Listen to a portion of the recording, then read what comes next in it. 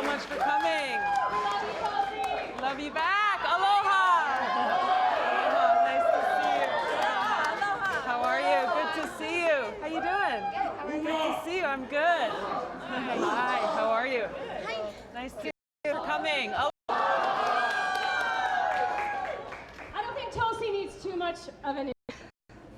How about a hand for Lynn and Chris and our amazing volunteers, Yvette.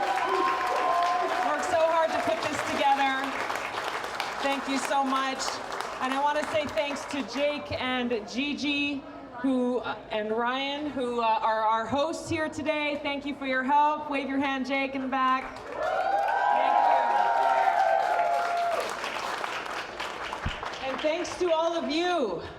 Thank you so much, everybody, for coming out today and sharing your aloha with me and allowing me to share my aloha with all of you. That was for you. So are you guys just bored out of your minds? You feeling pretty good? We've had a good last couple of days, huh? I like your glasses. I saw you last time I was here. You had some cool glasses last time. I don't think I could pull that off, but you wear them well. Last time I was here, but I'm coming here and my heart is very full. Because every single day, I'm grateful to be able to experience the power of we the people. The power of the people. You know, sometimes politicians who are stuck in Washington and don't take the time to get out and don't get out to where real people live and play and work, they lose touch with the reality of where the heartbeat of our country is. The heartbeat of our country. It's certainly not in Washington, D.C. The heartbeat of our country is in rooms like this, in communities like yours, all across this country, standing up and saying it is time now for our voices to be heard. It has gone on for so long that self-serving politicians in Washington and the richest and the most powerful and the most elite among us have been in control and have been in power, and they have left us behind.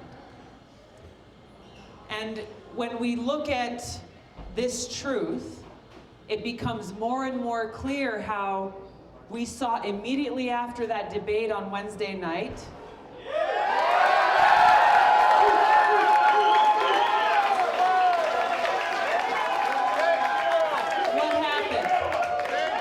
What happened after that debate? The knives came out, the smears started coming, and rather than debate the issues, compare and contrast records, provide answers and the truth to the American people, smears, noise, nonsense, excuses, all of these different things that have nothing to do with the challenges that we face, the real struggles that people face in this country. The individuals whose lives are ruined by our broken criminal justice system, the families who are torn apart. And this is what makes me so angry, is because this is a big middle finger to all of you. There's no other way to explain it. Because whoever you decide to support, whoever you decide to vote for, this election is critical. The kind of leader that we choose for our country is a critical one. And voters deserve the truth and all of the information to make the best informed choice possible. When they're not getting that, it is truly a disservice to them and to our democracy.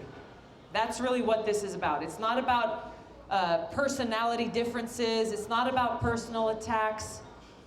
It's not about partisan politics. It's about putting the people first. Putting the people first. What a novel concept, right? This should be the norm every single day. A reporter asked me earlier today about whether or not we should, as Democrats in this primary, continue to debate and evoke President Obama's name, debate process. And what I told her is, rather than look to the past, let's focus on the people. Rather than make this about any one individual, let's make this about the people. Let's make this about putting our interests first, the interests of our people and our planet at the forefront of these debates and of these discussions, and that way we can actually make progress. But all of these things that we're experiencing now in these last few days are just further reinforcing what we already know to be true. It's why we're all gathered here today. We are that change. We are that change. It is only when we come together and stand united, not motivated by fear, not motivated by racism or bigotry, but motivated by love. Motivated by love. We love you, Tulsi. I love you too. Motivated by love for our country and for each other and for our planet and for our future. When we stand united in this love, there is no obstacle we cannot overcome. That's right. No obstacle we cannot overcome. The problem is our politics has been so poisoned and tainted for so long by those who are only interested in their own political power, their selfish interests, or lining their pockets, and using fear and hatred and bigotry to divide us for their own personal gain, that they don't know what this looks like. They don't understand what the power of the people feels like. They have forgotten that really the power lies within our hands. This is the vision that the founders of this country had for us. We are far from being that perfect union that we wish to be. We have a lot of divides that we need to overcome, a lot of injustices that need to be corrected. But we can only do that when we stand united in this spirit, firmly rooted in who we are as a country. You know, I've been talking a lot about patriotism. Talking about our working men and women and the challenges and threats that are continuing to face the labor movement in this country. And I talked a little bit about our history in Hawaii. How back in the day, there was a few plantation owners who were the rich and powerful, who controlled the plantations, who abused the workers there, poor working conditions, very little pay. They had no voice whatsoever. And those landowners, those plantation owners, had all the politicians in their pocket. Sound familiar? And so the turning point for our state was when unions and the labor movement came and started to bring voice to the working people. Better working conditions, health care, better pay. And the response from those landowners at that time was, you are un-American. You are not a patriot. You're a communist. And they tried to squash this people's movement with these smear tactics. Sound familiar? So these tactics have been used time and time again, these names that are being thrown out. But here's the thing, what could possibly be more patriotic and American than when we, every one of us, stand up and fight for each other? When we, the people, rise our voices. What could be more American than that? Because when we love our country, when you love someone, when you care for something so much, what do? What's the first thing you do? You protect them. You fight for them. That is what this is about. That is what our movement is about. That is what is at the heart of the change that we are seeking to bring. The kind of change that would make it possible for us to not just tweak around the edges of our broken, sick care system, but to bring about total reform. To make sure every single American has quality health care. Every single American has quality health care. This is how we bring about the kind of change that bridges these divides that are so often used to tear us apart. That takes this problem that we're facing, one where you have people in two general camps, right? You have the climate deniers and the climate believers. And on both sides, they're looking at each other and they're fighting and they're arguing and they're attacking. How do we make progress when we're at battle with each other?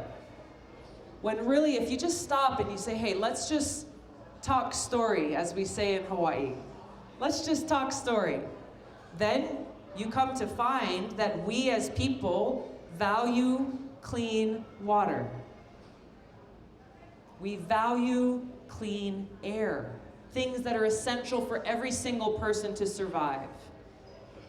We value having a safe and beautiful place that we get to call home, not just for us, but for our kids and their kids and their kids to come.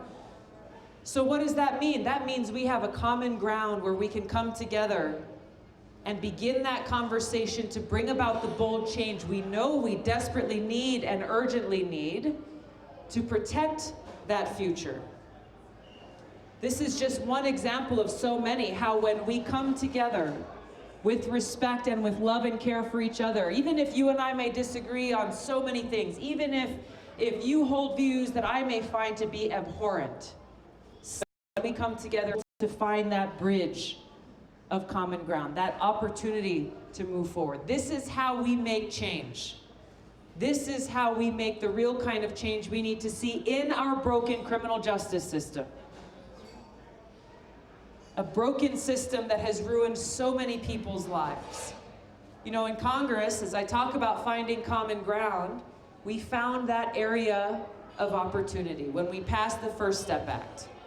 There's a prison reform bill that already we have seen just in the last few weeks, thousands of people have gone free because of the reform. Thousands of people who otherwise would still be incarcerated with no hope for their future. Reforms in that bill will reduce recidivism rates, will provide pathways of opportunity for those who have served their time and to come out and not continue in that broken revolving door that we see so often in too many people's lives. How did that come about? That came about because you had, on the outside of government, groups like the ACLU and the Koch brothers coming together and saying, you know what? We're going to put aside our differences because we both support this necessary reform. In Congress, you had Democrats and Republicans saying, you know what? We'll put aside our differences and stand together united. Some of the most progressive Democrats, some of the most conservative Republicans teaming up and saying, we will put the people and our country first. Put the people and our country first.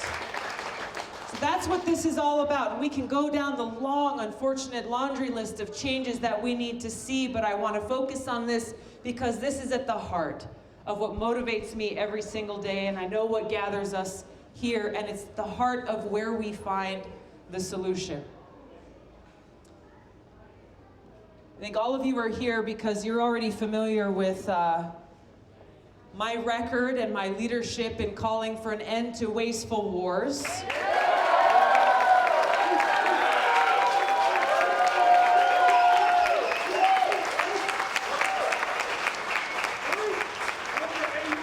I want to take a moment here. We have some veterans here. If you don't mind standing up and just letting us all say thank you for your service and your sacrifice. Thank you. Thank you. Thank you very much. Thank you. Thank you. The cost of war is real. And for those of us who've served, those of us who have lost friends, brothers and sisters in combat, those of us who have lost friends of ours who survived combat and lost the battle here at home,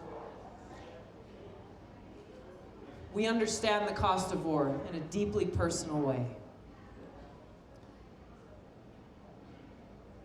This is why I'll never apologize to anyone who tries to smear me or criticize me for doing everything I possibly can to prevent more of our brothers and sisters from being sent into combat to their death, fighting these wasteful regime change wars that make our country less safe, that take the lives of our sons and daughters, that make the lives of the people in these countries worse off, and take dollars out of our community, out of our schools, out of our healthcare system.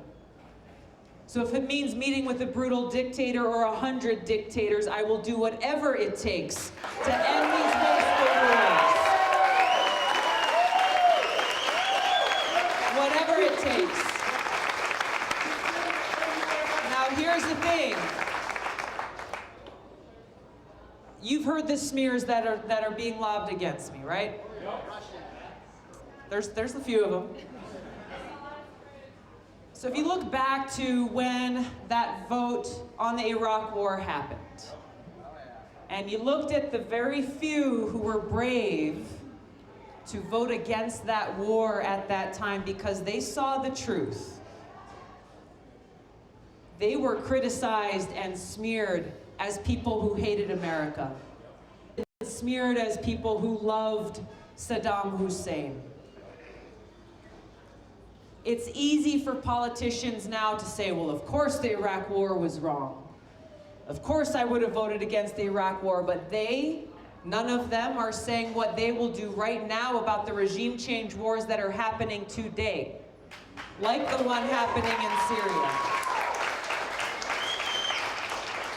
These are the same kinds of people who will wait and in 10 or 20 years say, oh, well, of course we should not be waging a regime change war in Syria.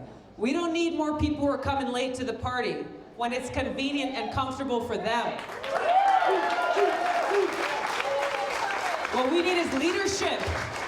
Leadership with courage to recognize and understand the right thing at the right time, to be able to make that change that I'm seeking to bring about, to prevent more senseless loss of life, to prevent more of this devastating cost to our people and to our country, and instead make sure that we are using our limited resources and investing in serving the needs of our people.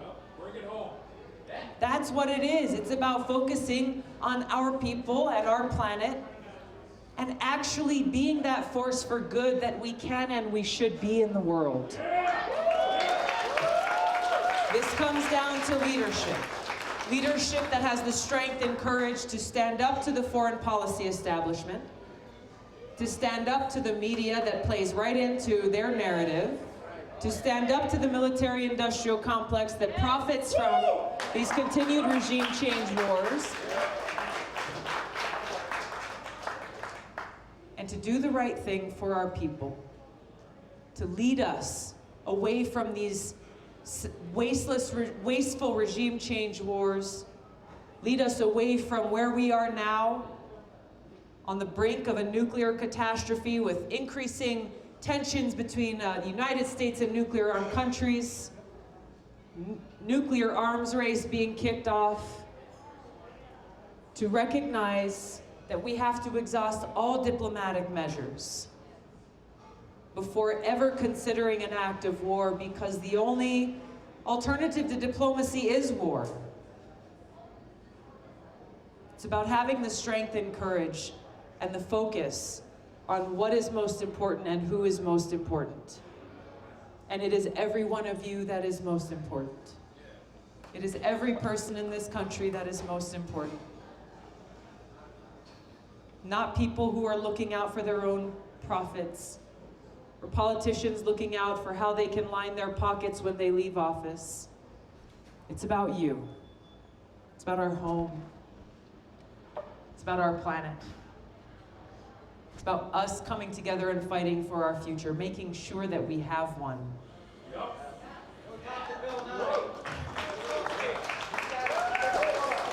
So I'm so grateful here because I'm starting to feel a change in the tide.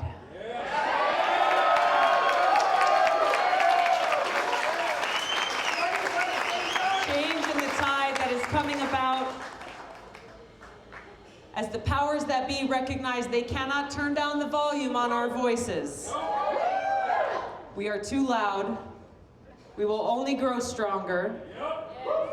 And as we've seen what's possible through these last debates, you recognize how important it is that all of you made it possible for me to be there in the first place. You did that. Not me. You did that. And you've made it possible for us to hit that next benchmark, to continue to qualify for the next debate. You did that. So when I tell you truly, this is a people-powered campaign. It is a people-powered campaign.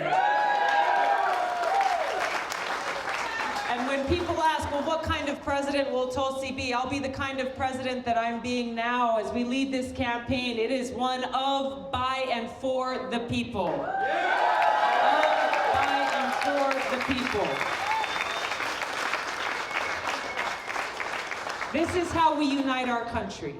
This is how we come together. Recognizing the power of the principles that are found in those documents, our Constitution, our Bill of Rights.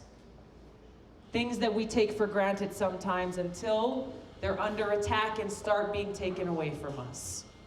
These freedoms are what unite us. Let's stand together, fight for each other, fight for our freedoms as we do the tough work necessary to strive towards that more perfect union. Only we can do that. And I'm so grateful that you've chosen to come here and stand with me in this fight and in this movement. Thank you so much, everybody. Thank you. Thank you. Thank you so much.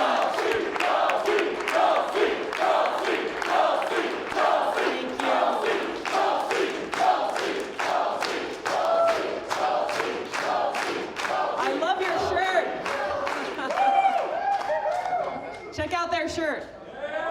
Ask me about Tulsi. That's awesome. Thank you. I'd love to open it up to a few questions now, or thoughts, or comments, or concerns. Let's start with you. Hi. So you mentioned that you don't want to lose any more brothers and sisters. This year I lost a classmate to suicide after being served in the armed forces.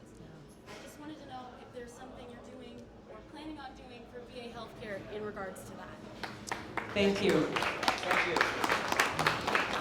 I'm sorry for your loss. It is all of our loss. There's a lot of reform that remains in the VA that needs to be done. What I have seen just through my own experiences and through friends of mine, as well as throughout my time in Congress, is that while people may have good intentions, people in positions of power, whether it's the heads of the VA or the occupants of the White House, most of what we get as veterans is lip service. And a bureaucracy that doesn't always serve our interests. I was talking with a veteran recently in New Hampshire who had been blown up over 20 times during multiple deployments, who came home struggling. He went to the VA and asked for help. He was a Marine. I don't know about you, but it's tough for a Marine to go and ask for help from anybody. But he got there. He went there and he asked for help. And they told him, sorry, you didn't come to the right place. So he left. And he went back again. Sent somewhere else. Went back again. It took him 6 times going back to the VA before he finally got to see the right person who would give him the help that he needed. That is absolutely unacceptable, especially for our brothers and sisters who are in that moment of need. They need to be able to speak to exactly the right person at exactly that moment. I think that's the difference in the kind of leadership that I'll bring as president. Because this is our family. I've walked in those boots. And I've taken that oath and do my best to live those warrior ethos. That I will always place the mission first. That I will never accept defeat. And I will never leave a fallen comrade. That's what this is about. It's not veteran talking points that someone hands to you. This is real. Real people's lives and families and loved ones who pay the price for these wars. And I will never leave a fallen comrade.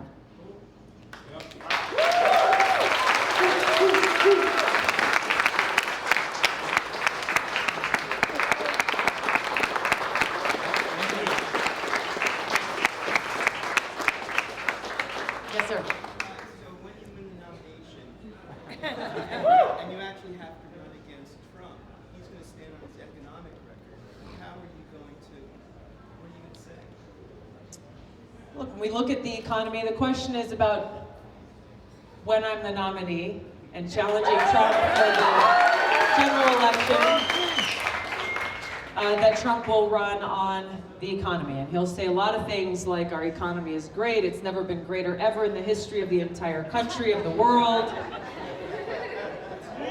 And I'll be very straightforward and say, hey, let's look at what is working in our economy and let's look at what's broken. There's a couple of things that have been really broken under President Trump. Number one is a huge tax bill that gave a little bit to a lot of people and gave a whole lot more to just a few people. We talk about the influence of the rich and powerful in Washington. This is what we're talking about. They'll give a little bit to everyone to say, hey, guess what? You should celebrate this. And it means a lot, though. You know, I talked to someone who said, look, $1,000 tax refund, that's a huge thing for me and my family, and it is. But then you look at what those who have the most got, millions of dollars. Amazon and Jeff Bezos going without paying any taxes at all. Then you see where the imbalance is here and how we've got to flip the script. We've got to flip the script to make sure that our trade policy and our tax policy is actually serving the people of this country, not just the rich and powerful. And so that tax bill was the one thing. The other thing is our trade policy. He's waging a trade war with China right now, and we have some trade issues we do need to correct, but what he has done is caused a huge amount of uncertainty for our domestic farmers, small business owners, manufacturers, people who are the backbone of our economy are struggling. They're being forced with that decision of, do I let people go, but I don't want to fire them because I know they've got to put food on the table. He's talked about renegotiating NAFTA. You've got NAFTA 2.0, which is really just a repackaged NAFTA that still leaves American workers behind. This is something that people are feeling. This is not something that we really have to spell out because this is the reality of what they're facing. So it's really about telling the truth. Let's keep what's working. Let's fix what you've broken. Yeah. Thank you. What's your administration going to do about automation and about workers that might have their jobs? Yeah, this automation revolution is a real thing. And I think it's creeping up on Washington, and they're not really paying attention to how much of an impact this is going to make on all of our lives. And I look at it in two ways. There are going to be jobs lost because of it, and that's a very serious thing that we need to address. We also have to look at the opportunity for improving people's quality of life and the kinds of jobs that are available through automation. I really like the universal basic income proposal. I think this is something that has a lot of potential in being able to help us not only through this transition of automation, but really as we look at empowering people, every one of us. The fact that we're in a place where most Americans are $500 emergency away from total disaster is unacceptable. Because that $500 emergency can come in a moment and when you least expect it. It's one family member's accident and need to go to the ER. Things that you can't control, things that are unexpected. So I'm looking into this, but I really like UBI for that very reason, that it provides that freedom and that opportunity for people to not just be chained to their job because they can't survive without it, but to say, hey, here's a way that you can be empowered to pursue the work that you want to do, to pursue the education that you want to, and to use your time as you choose. Thank you. Get one over here. I'll come to you later. Yes. I want to talk about freedoms and choices that you mentioned in the last debate. My father passed away from Agent Orange after Vietnam, and so I have strong concerns for the chemical companies, pharmaceutical companies, anything like that, medical mandates. I would like to have your thoughts on any of those companies and the FDA and all that. Thank you. with our research and scientific and Yeah, you know, this is one area that's an example of the corruption that exists within our government, about how much influence companies like Monsanto and Syngenta have over the policies that are being made in Washington, how so many of the big pharmaceutical drug companies have influence over the FDA and which drugs get approved and which don't. It's profits that's driving these decisions rather than informed science and research about how these decisions and substances will either help or hurt people. And marijuana is the most perfect example of that. That we have drugs that are far more dangerous and addictive than OxyContin, still being approved by the FDA, and yet we still have this federal marijuana prohibition. That somehow marijuana is more dangerous than these other drugs. they're purchasing other companies and putting them out of business. Exactly. But those are things that I don't know how we address. Exactly. Well, I mean, you know, you're talking about monopolies, we're talking about big pharma, big ag, a lot of these chemicals that are used in and around our daily lives that are impacting us. These are big issues, but I think if you look at the common thread in all of them and how we do tackle them, it comes down to money. It comes down to money and that big influence of money in politics, where you have lobbyists dangling PAC checks in front of politicians saying, hey, you know, come and scratch my back and here's a check for your next campaign. This is where we need those reforms to stop PAC contributions from all these politicians. We've got to close the revolving door where a member of Congress can sit as a chair of a committee that has jurisdiction over these companies, and then all of a sudden say, hey, you know what, we passed the bill, I'm going to resign as a member of Congress and then get a $3 million a year job working for these very same companies. This is the reality of what's happening. This is why members of Congress should never allow to go and be lobbyists for any special interest group or corporation.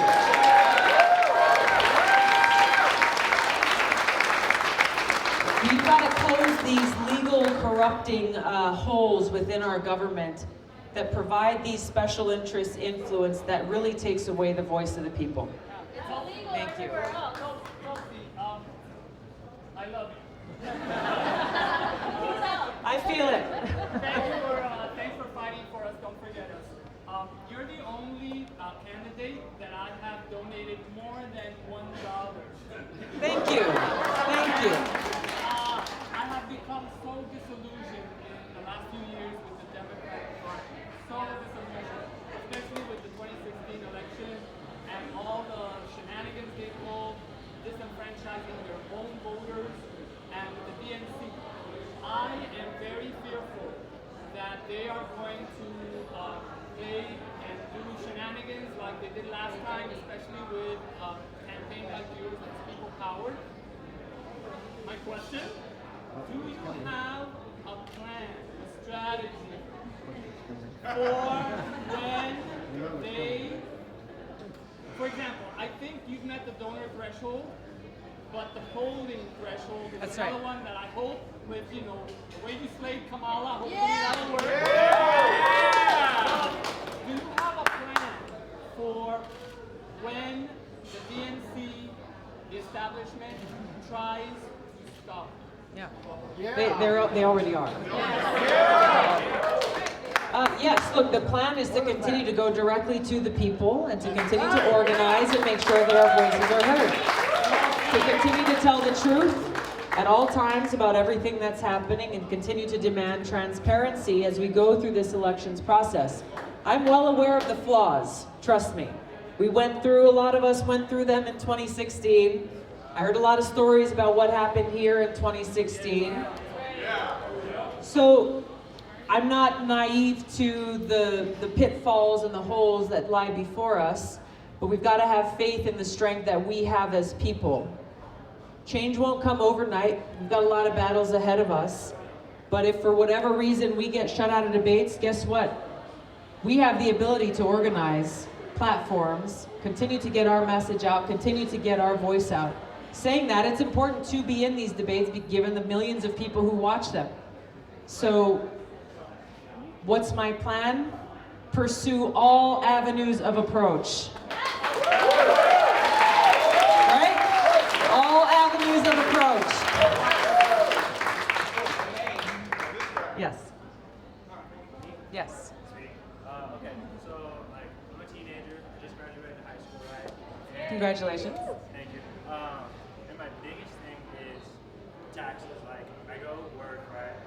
And like some money comes out of my paycheck, and I'm a foster kid. I have to live on my own. I have to provide for myself, right? And are you going to raise taxes on the middle to lower classes, or you know, you talk about all these things like universal basic income, or you know, just like healthcare and stuff. Where's all that money going to come from? And am I going to have to end up paying for it? And will I suffer? You know, as a person who is living on my own. Yeah, thank you. Thanks for your question. How we pay for things. I want to approach this in a couple of different ways. First of all, when we talk about the tax code and how screwed up it currently is and how lopsided it is, it makes it so people like you who pay your fair share and struggle just to get by, just for your basic necessities every month, you're following the law and you're doing the right thing. But those who have the most means, the richest and the most powerful, have the ability to exploit every single loophole in these laws that was put in place to benefit them, that you have absolutely no access to. So we have to look at this from a comprehensive look and actually reforming our tax code, and not just looking at this, well, we're going to add this and take that one away. The whole system is lopsided, and we've got to turn it on its head. With regards to universal basic income, with regards to Medicare for all, we've got to look at healthcare, for example. We all are paying far more for healthcare right now than any other country in the world. So part of the beauty of Medicare for all is we're bringing down the overall cost of healthcare. And it's really then about saying, okay, we're going to pay less as people, and instead of paying to a private insurance corporation who've jacked up the prices. By the way, since the Affordable Care Act was passed, insurance companies have made bank. They've made bank.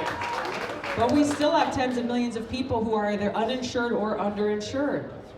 So when we take away that profit-sharing motive, we bring down the cost of prescription drugs. Then we're just changing who we are already paying our money to for health insurance. We're paying less. We're paying it towards Medicare for all.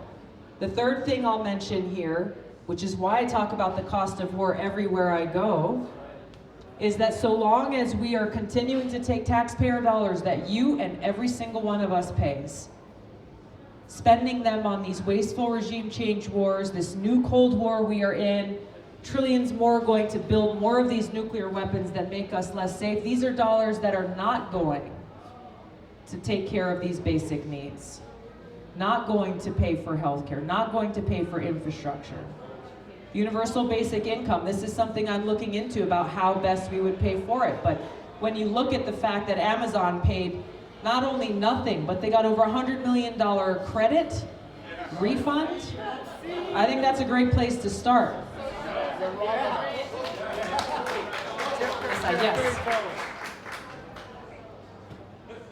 Hi. So one of the things that concerns me as a voter is what I think are kind of toxic relationships with countries like Saudi Arabia and like Israel, where we give them these massive weapons deals and they're really aggressive. And how I think we kind of bolster bullies like MBS and Netanyahu. How would you go about, because you've talked about Saudi and you've talked about Israel, and that's the thing I really like about you. What would you do if you had that position? Put our people and our country first, because when you look at some of these examples that you're talking about, and I will focus on Saudi Arabia on this, because as we speak, we are still providing them with weapons and supporting them militarily in the genocidal war they're waging in Yemen. Still, now. And we in Congress, we tried to pass legislation to stop that using the War Powers Resolution, and it was vetoed by Trump, and there were not enough votes to override the veto. When you look at the foreign policy establishment in Washington, the military-industrial complex, they're the ones who continue to say over and over and over again, anytime people like me challenge them on Saudi Arabia, well, Saudi Arabia is one of our closest allies in the Middle East, and they are our greatest ally in battling terrorism. And they say this with a straight face. I don't get it. I mean, maybe they're very good actors, or maybe they really believe it.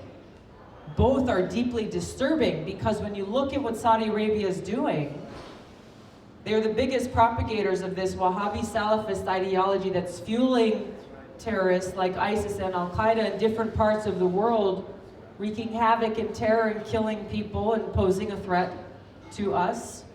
They're providing direct and indirect support to Al-Qaeda in places like Syria and in Yemen. So we're helping provide weapons to Saudi Arabia. They're then turning around and taking those weapons and handing them to Al-Qaeda, the terrorist group that attacked us on 9/11, something that really pisses me off and every other veteran who served this country.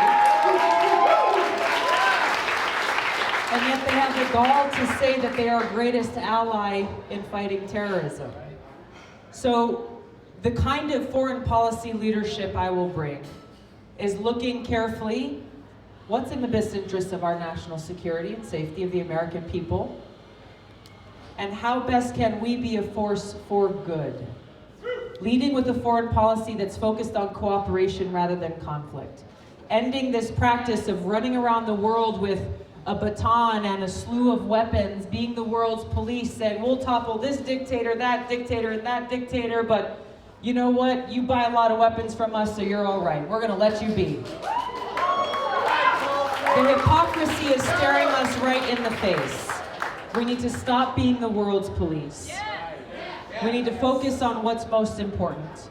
Be able to work out differences with other countries where they exist, and find that common ground to work with other countries to say, you know what, China, we have issues we need to address, but climate change is something that affects all of us. Let's work together to bring about that bold global leadership that we need to see, that impacts us as a member of this global community. Always seeking towards that outcome of peace and prosperity, and making sure that we are doing all we can to achieve that. Thank you very much. Thank you. I wish we had time for more questions. I'm going to stick around for a little bit to be able to say hi to as many of you want to say hi as possible. Take a picture if you like. Thank you all so much for making the time to come out. Last thing I'll say is, you're right, we have passed the donor requirement for the next third and fourth debates.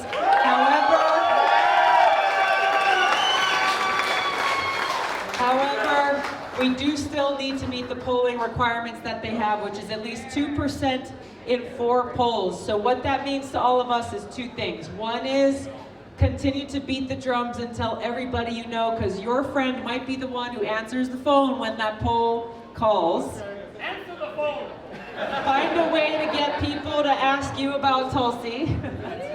And secondly, continue to encourage your friends and families to support our campaign. We run a lean, mean campaign, and every single dollar that we get, as much as possible, is going directly to paying for those online ads, directly towards brochures, printing signs, putting billboards up, making sure that we get to as many people as possible so that we can continue to make sure that our voices are heard in this campaign.